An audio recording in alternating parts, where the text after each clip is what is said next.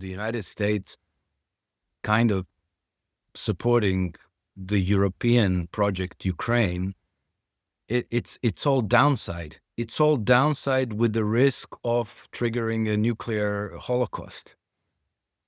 So I think that's what Alaska was about, and I think that that's what post-Alaska is about. And I think that we're going to see more and more developments in this sphere. We just saw last week that Tulsi Gabbard prohibited United States intelligence agencies from sharing intelligence about the discussion between the United States and Russia with the Five Eyes, meaning, the intelligence networks of Great Britain, Canada, Australia, and New Zealand. And so that's a very, very radical move. And I think that that's practically a total discontinuity from the default policies of the United States after 1946. Because the United States has been very, very firmly, fully and completely in the orbit of the British Empire and the European powers. And, by the way, British Empire is still a thing. It's not, it didn't go anywhere. It has a different reincarnation now. It's tried to make itself invisible, but it's still pretty much a thing. And, it's always been dependent since the end of World War II on the United States to be its funding and military enforcement department. It goes with everything you just said, with that the meeting was in Alaska and it was only Putin and Trump. And then it was very telling too that everybody else, the EU, the powers that be in the EU, as well as Zelensky, they all went to the White House, correct me if I'm wrong. So it wasn't even in Alaska. Yeah. Trump pretty much summoned them there, like a bunch of kids to the principal's office. And that's what the whole thing looked like. And what I found amazing was that the body language was very, very telling. And the surprising part of it is that it was the European leaders who looked like they saw death. And Zelensky, for his part, he was kind of chipper. He was relaxed. He was almost cheerful. And I thought, what must have happened is that, Trump and Putin must have decided in Alaska, let's let Zelensky slide out of this one, and probably Trump offered him a golden parachute in some form. And so he's probably going to be out of the picture very soon, because he's also, since May of last year, he hasn't been the legitimate president of Ukraine because he didn't stand for elections. And I think that the United States and Russia are both going to demand new elections for Ukraine, because there has to be a legitimate leader to sign on any treaty that's going to be concluded between Russia and Ukraine. And I wouldn't be surprised if that new leader turns out to be Valery Zaluzhny. And it seems to me that Zaluzhny's candidacy has come to the fore pretty much since Trump took over at the White House, because I think that London and the Biden administration were not so keen on Zaluzhny. I think that they were more looking to, maybe Petro Poroshenko, or maybe somebody like the former gas princess. She used to be the prime minister of Ukraine back in the, about 15 years ago or so. Someone like that. And now suddenly, you have the Vogue or GQ have a photo shoot with the Zaluzhny. And the British are now very keen on providing help and assistance to Ukraine to conduct, fair and transparent elections, which means that they are probably very, very afraid that the government might fall into the wrong hands. And this is actually the crux of the issue. It's not, in the West, there's this obsession with maps and with colors on the maps. Who took how much territory?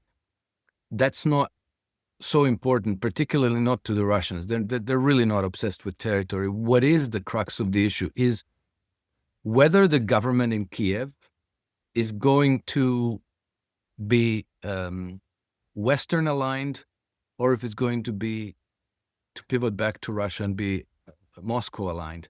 That is the key to everything. And so I suspect that if Valery Zaluzhny wins the election, that ultimately in the end, the government in Kiev is going to pivot back to the Russian orbit. And then, the defeat of the West is in Ukraine is complete. So we're going to see, but it seems to me that things are moving in this direction. And I think that Trump is okay with that because trying to control Russia and bring it into the Western fold by force and against the wishes of the Russian people, and even against the wishes of a significant part of Ukrainian people, who might want to be part of the EU but might not want to be part of the NATO. It's difficult. It's expensive, and it always is. It comes with the risk of World War III, which the United States doesn't want, unlike European colonial powers who do want World War III. Yeah, so this really goes well with a discussion I had with our friend Tom Luongo, Gold, Goats, and Guns. And this was about 6 months ago, he sees Russia being the guarantor of really the continent, the European continent. Work that out for me. Do you see that happening? And just talk about that. Are you saying Russia being the guarantor or United States being the guarantor? Russia being the guarantor of the European continent. Like you said in the past in previous discussions, Germany going east to Russia. Right. Okay. So yeah, but that's a different timeline. That's a, let's say, a longer cycle of history. I think that in the end, Germany pivots back to Russia because always after these horrible crises of war and depression and hyperinflation, Germany has had a tendency to pivot back to Russia as a strategic regional partner in Eastern Europe. And the reason is because Germany has been an industrial power, a productive economy based on engineering and producing advanced finished products and so on, whereas Russia has been traditionally an exporter of raw commodities. And so that partnership works.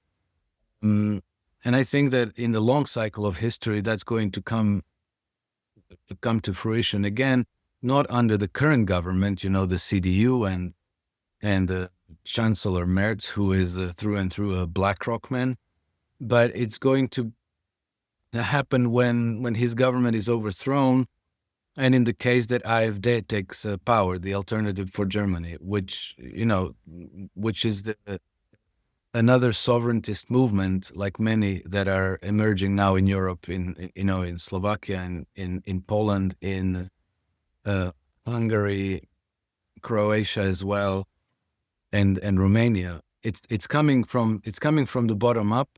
The EU is trying to kind of manage the democracy and cancel it if necessary to prevent these movements from taking political power.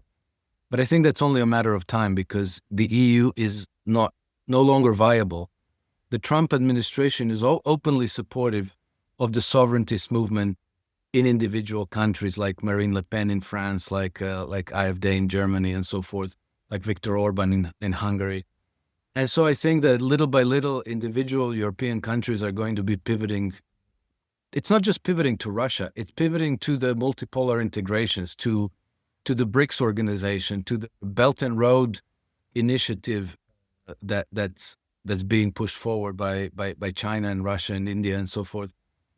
And so these are processes that are drawing more and more nations in because it's looking to peaceful cooperation and economic development and build up of prosperity and lifting people out of poverty, whereas the London-Paris axis, all their all they're pitching is war and more war and more war and infinite forever wars for gains that are only for the for the European oligarchic families, not for everybody else.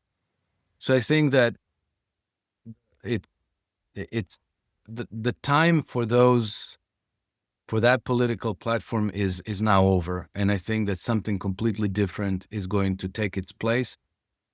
So we're looking at a discontinuity with pretty much 500 years of European history, and hopefully we will avoid another big war on the continent in the process.